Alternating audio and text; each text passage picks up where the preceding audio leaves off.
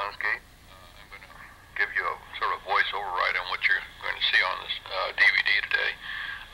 This all takes place approximately 1946 to about 1952. Period of time. It shows fishing pictures, family. This is the Szalinski family. This is Margaret's side of the family, and her brothers and sisters. And so I'm going to sort of give you just a view of if you can sort of coordinate this between what you're seeing on the screen and what I'm talking about. I'll try to explain as best I can. There'll be some moments that I won't say anything, but I'll try to pick it up, and you'll recognize some of the people in there possibly, but a lot of them I think all are deceased now, practically. So anyway, as I go along here, I'll try to explain what's going on. You're looking right now. This is out in. We had a beach cottage. Oh, I'm sorry. This is my grandmother Szalinski's and Grandpa Szalinski's home down on 2829 India Street. This goes back about 1947. These are friends of my aunts, and one of my recognizes her name is Josephine with a big hat on, and I can't recall who these other people are, but they're not related to the family. But this is where your grandmother Margaret grew up, and this is, like I said, it's on India Street. Now we're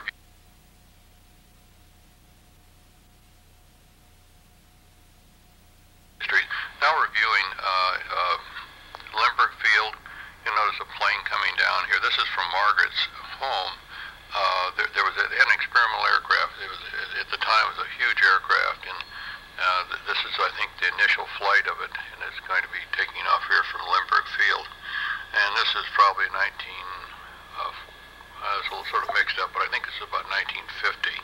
This sort of skips around, but you can see the bay out there. And now it's going to be taking off down Limburg Field, at Alpha Limburg Field. I think this is the initial inaugural flight of this particular plane. So I'll let you go ahead here while it takes off. I won't say anything more.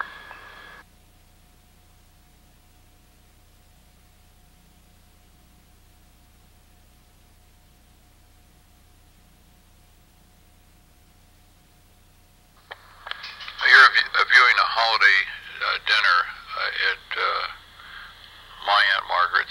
That's Helen that you're seeing there. That's Margaret's sister and her family. That's George Billings. There's a little guy, and there's Pete Szalinski and his wife, and your great-grandmother, I'm sorry, Jessie down at the end there, and of course Margaret, and then to her right is Ted, and you'll see Beverly there at the left, and I didn't attend. Somebody else took these pictures. There's Margaret and Aunt Dorothy. She was one of the sisters, or his three sisters, and Pete was the oldest of the family. And there's at the end is Art. You see him right to the right there. Now we're down in India Street again. This is my cousin Richard's, which would have been your grandfather's or your father's cousin Richard, in one of his cars.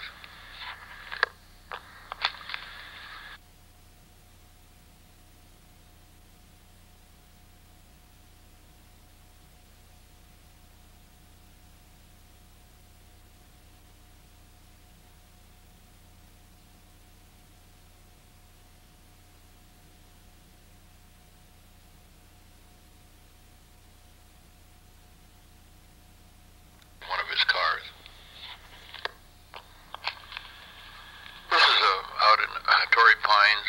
There's what we call a slough, or there was a little bay there in Torrey Pines down the state beach. We had the beach cottage there that we all spent some time in, all of us, when we were young. That's myself and a friend of mine rowing a little skiff there. The gentleman on the right is Joe Henning, and that's myself, Conrad. Um, and we're just dinking around here, and somebody took some pictures of it, I guess.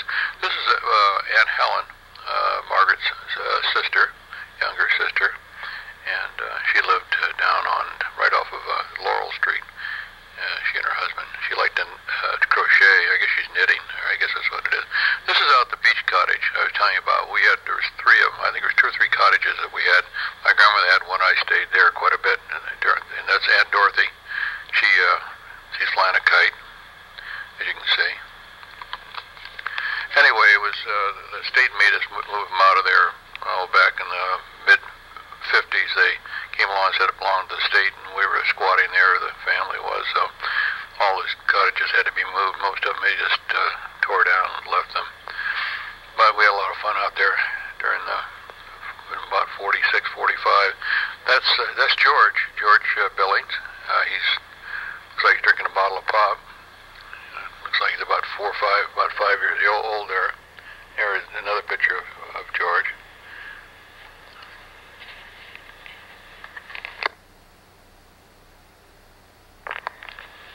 That's Aunt Helen again. And there's George and Aunt Helen.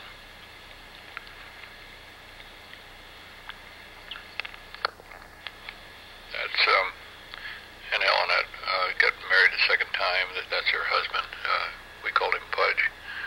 Gould was his last name, and they had a place out there, cottage.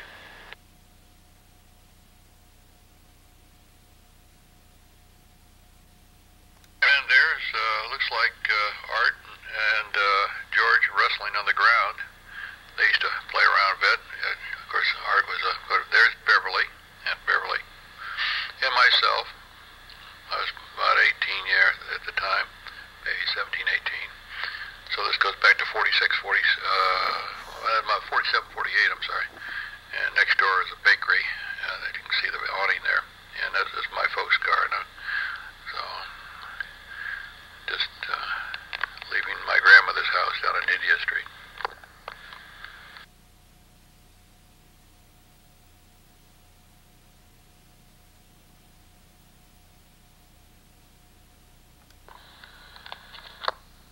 That's a county building in the background there, down on the Embarcadero. So you can see a lot of hammering around. That's Aunt Helen again. Living to wear some little pillbox hats. That's my dog, Timmy, and they were up there. And now we're back at the beach again. This thing sort of skips around. This is back at Torrey Pines, and I used to like to do a lot of surf fishing. And I caught those fish in the surf right off the beach there. And there's Margaret.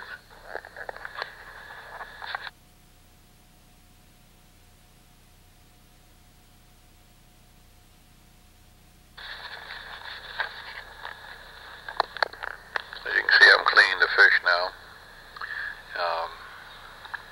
We're Corbina, and had a lot of fun. Spent a lot of hours doing some surf fishing.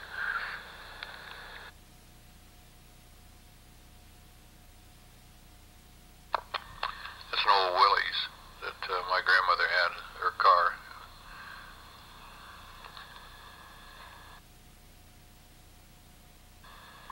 And here we're all goofing around on the surf. That's myself and Richard Lane, Helen's son, my cousin, and Art's cousin, George and Beverly. And I think you'll see George and Art out here. And there's Pudge. He was a pretty muscular guy. He used to play football in college. There's George. Yeah, there he is. All muscles, you know. He about 14 then, I imagine. And Helen and Pudge goofing around. That's Torrey Pines Beach.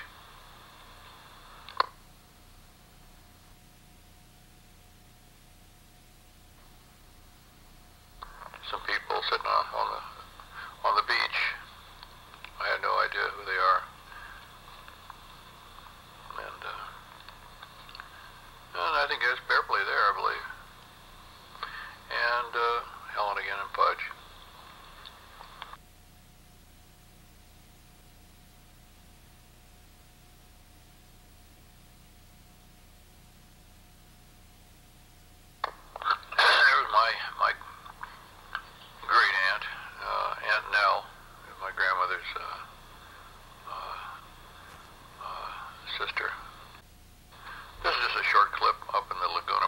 somebody took. I just now this necessarily he's talking about skipping around. This is probably 1951 or 52. Oh, that's my. I graduated from high school in 1948, and that was my cap and gown, and it looks like Richard's got his tux on, maybe for the prom or something. But this is here down on India Street.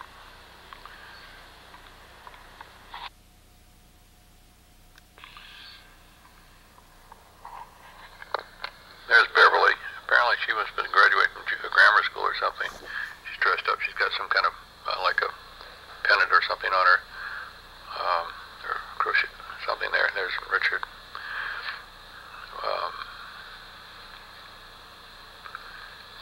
Yeah, this is 1948.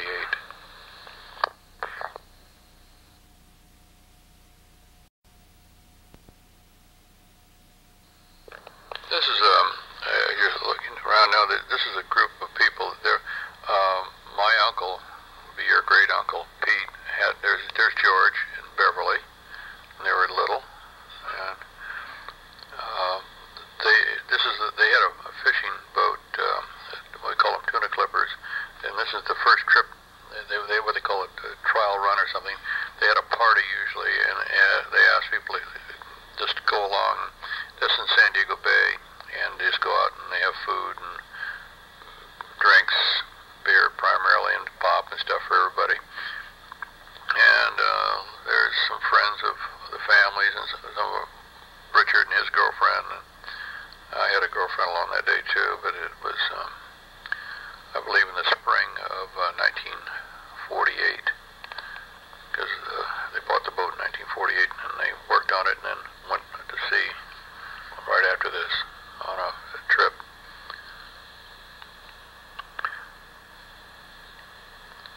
I'm just going to, if it's anybody that I think that you might recognize, I'll point them out, but I'm just going to let it run here now.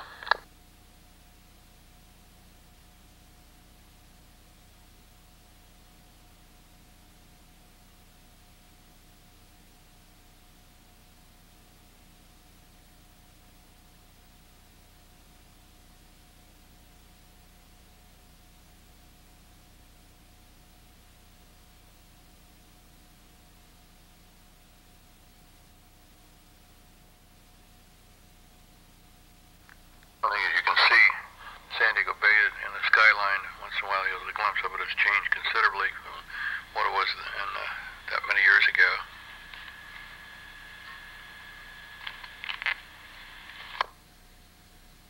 Here's a picture of the skyline of San Diego.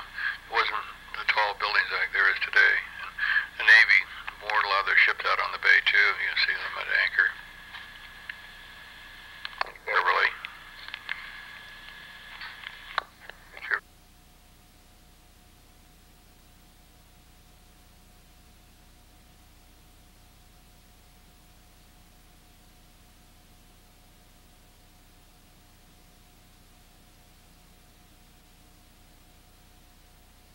George.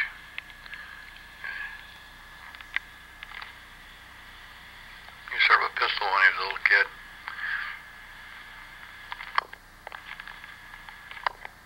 This thing's quite lengthy. In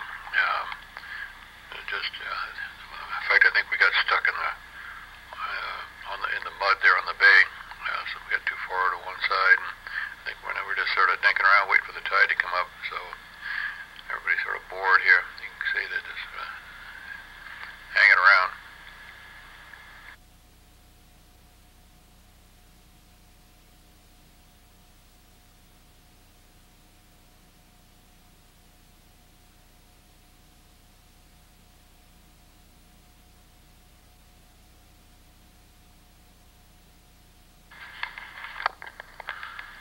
I'm in a striped shirt there. That was my girlfriend. Like I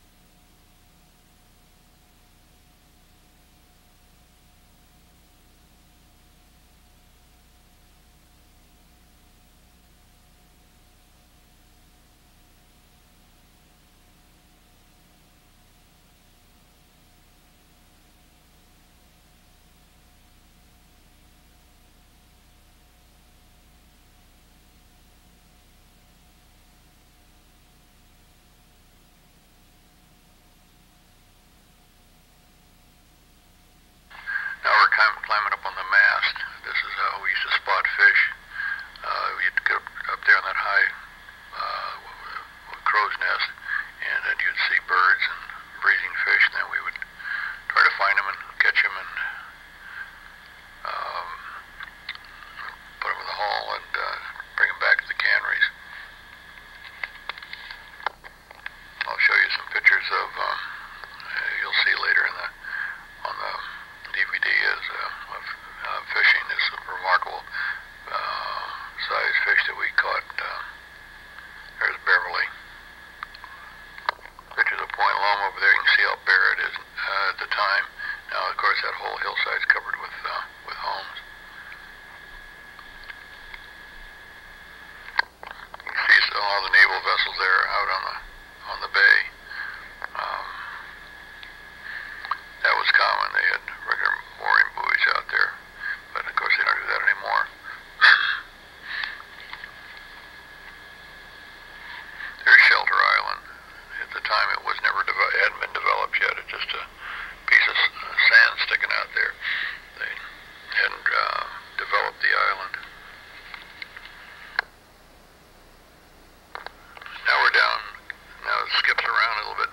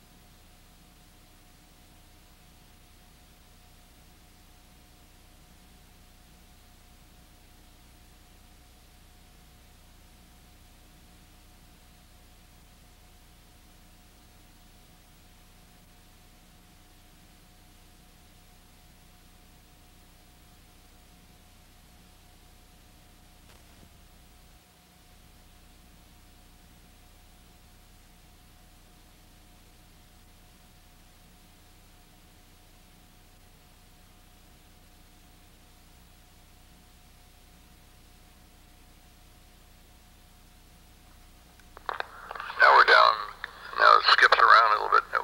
This is what we call a black sea bass, and it probably weighed up to 200 pounds. We caught on a hand line. We were just at anchor. This is Cedrus Island, and the pictures here now of a boat called the Golden Gate. This was the one we had prior to the larger vessel you saw earlier.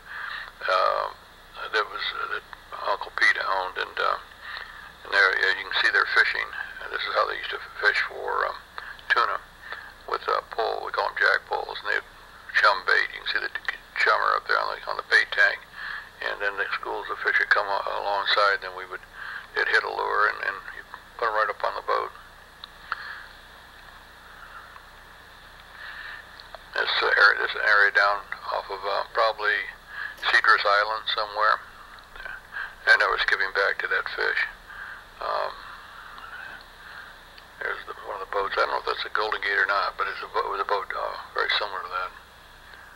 And you can see the fishermen there on the rail. Here's some pictures of Cedrus Island. It's located about halfway down the peninsula, Baja, on the Pacific side. They had a little community there. They used to can abalone, and I don't know what else they canned there. I know they did get guys that bring abalone in there, and they would can them. And so they had some commercial enterprise. Here's a couple of Mexicans in a skiff rowing out. They'd come out the boat and give us lobsters, and not give them to us. We would in turn give them.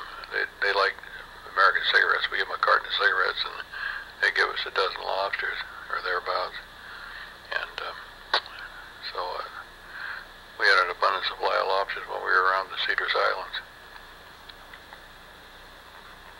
This is what they call making bait. We used to circle schools of anchovies primarily and sardines, and then put them in the smaller part of the net, and they would scoop them into live bait tanks, keep them live and with circulating water.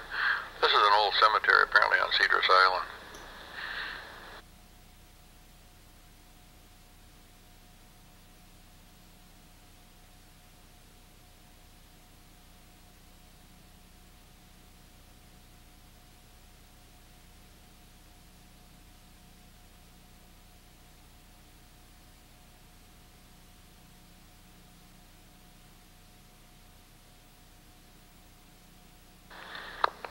Sort of beachcombing here. I believe this is, we're back still on Cedars Island.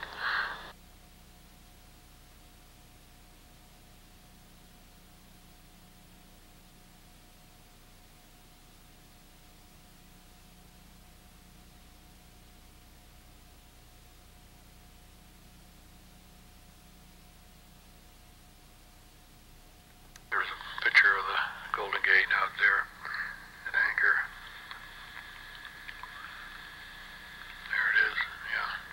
It held about 75 ton of tuna.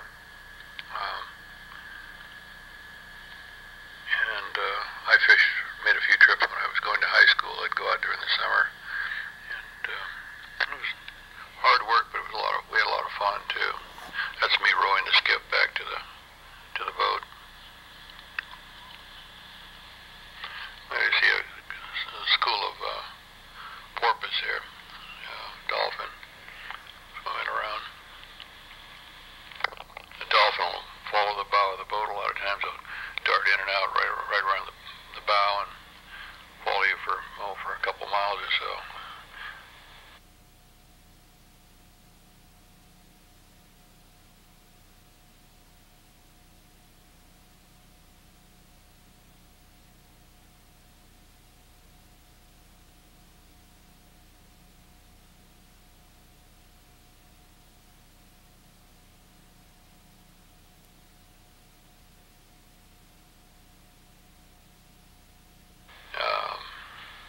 Here we're up in, must be up in colder waters because we have what we call oilskins on. We had to cover it because it was chilly, and I think we were fishing for albacore at the time, so we were closer to San Diego, and that's myself there up in the bow with boots and oilskins to try to keep you dry here. Here's some fish they're passing around now, and I think they're albacore. And it's been a long time since I've seen this film, but I think they're albacore.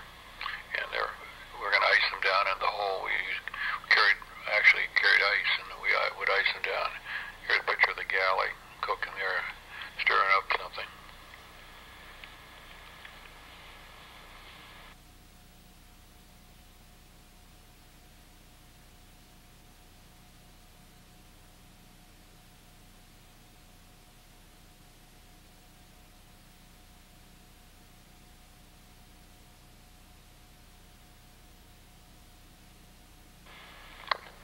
Our crew were Italian descent.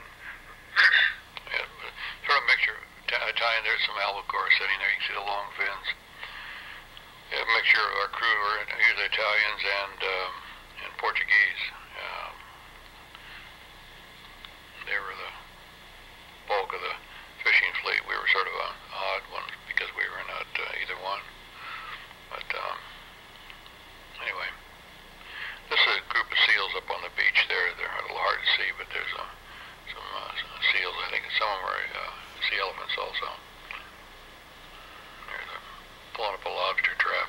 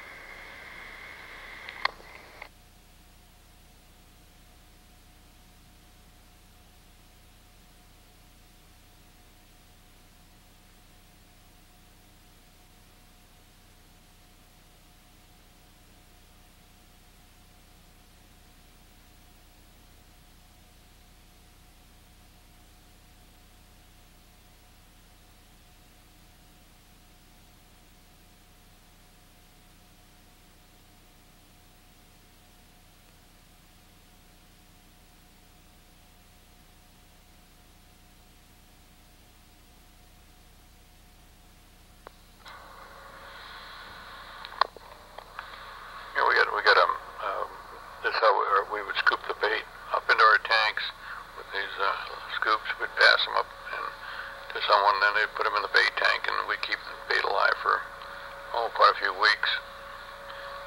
One gentleman there scooping was Uncle Pete, my uncle. They're now we're actually feeding the bait here. We'd grind up tuna, and we had a big grinder, and we'd put the ground tuna in, and see they're feeding it now, the bait, because they had, if you want to keep for any length of time, they had to have some food.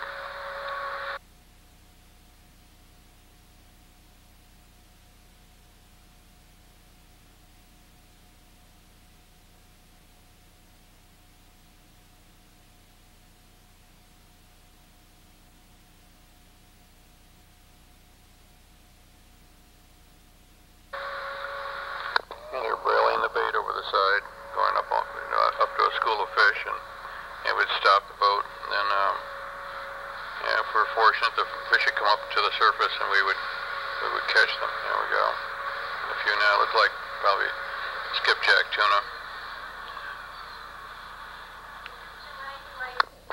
Yeah, they're still brailing the fish in.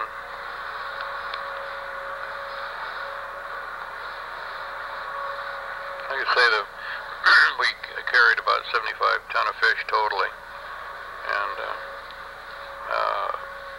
occasionally we'd come in with a full load.